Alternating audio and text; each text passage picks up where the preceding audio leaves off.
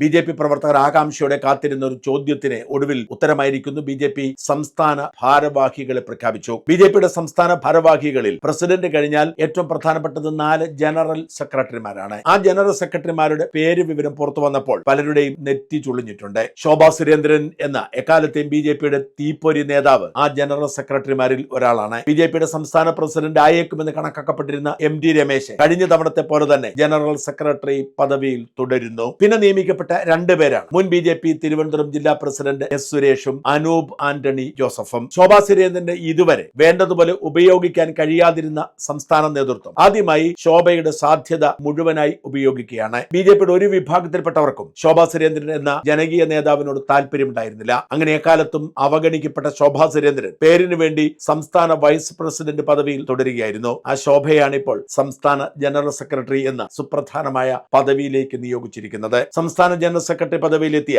അനൂപ് ആന്റണി ജോസഫിന്റെ നേട്ടം എടുത്തു പറയേണ്ടതാണ്. ഡൽഹിയിൽ നല്ല ബന്ധങ്ങളുള്ള ചെറുപ്പക്കാരനായ അനൂപ് ആന്റണി ജോസഫ് ദീർഘകാലമായി ബി.ജെ.പി. പ്രവർത്തകനാണ്. ബി.ജെ.പിയുടെ മാറുന്ന മുഖത്തിന്റെ അടയാളം കൂടിയാണ് അനൂപ് ആന്റണി ജോസഫ്. എന്നാൽ രാജീവ് ചന്ദ്രശേഖർ അനൂപ് ആന്റണി ജോസഫിന്റെ നിയോഗ കാര്യത്തിൽ ഒരു സംശയത്തിലായിരുന്നു. ഒരേപോലെ തന്നെ മിടുക്കരായ 2 ക്രൈസ്തവ യുവ നേതാക്കൾ ബി.ജെ.പിയിലുണ്ട്. അനൂപ് ആന്റണി ജോസഫും ഷോൺ ജോർജും. ഈ 2 പേരിൽ ആരെ നിയോഗിക്കും എന്ന ഒരു ചോദ്യത്തിന് ബി.ജെ.പി. സംസ്ഥാന പ്രസിഡന്റിനെ അല്പം ആശയക്കുഴപ്പത്തിലാകേണ്ടി വന്നു. 2 പേരെയും സംസ്ഥാന ജനറൽ സെക്രട്ടറിമാരാക്കാൻ രാജീവ് ചന്ദ്രശേഖർ ആഗ്രഹിച്ചെങ്കിലും ഏറ്റവും സുപ്രധാനമായ പദവി ജാതി മത സമവാക്യങ്ങളൊക്കെ സംരക്ഷിക്കേണ്ടതുകൊണ്ട് ഒരാളിൽ കൂടുതൽ നിയോഗിക്കാൻ കഴിയുമായിരുന്നില്ല. അങ്ങനെ വന്നപ്പോൾ ഇവരിൽ ആര് വേണം എന്ന ചോദ്യം ബാക്കിയായി. ഇവിടെയാണ് ഷോൺ ജോർജ് തന്നെ ഒഴിവാക്കണം എന്ന് പറഞ്ഞ് മാതൃക കാട്ടിയത്. രാജീവ് ചന്ദ്രശേഖർ പ്രസിഡന്റായി ചുമതലയേറ്റ അന്നു മുതൽ ഷോൺ ജോർജ് അടക്കമുള്ള നേതാക്കൾ നിരന്തരമായി സംസ്ഥാന ദേശീയ രാഷ്ട്രീയത്തിൽ ഇടപെട്ടുകൊണ്ടിരിക്കുന്നു. ഷോൺ ജോർജ് ആയിരുന്നു മുനമ്പം വിഷയം ഇത്രമാത്രം സജീവമായി നിലനിർത്തിയത്. അതുകൊണ്ട് പ്രാദേശികമായി സ്വന്തം മണ്ഡലത്തിൽ പ്രവർത്തിക്കാൻ കഴിയുന്നില്ല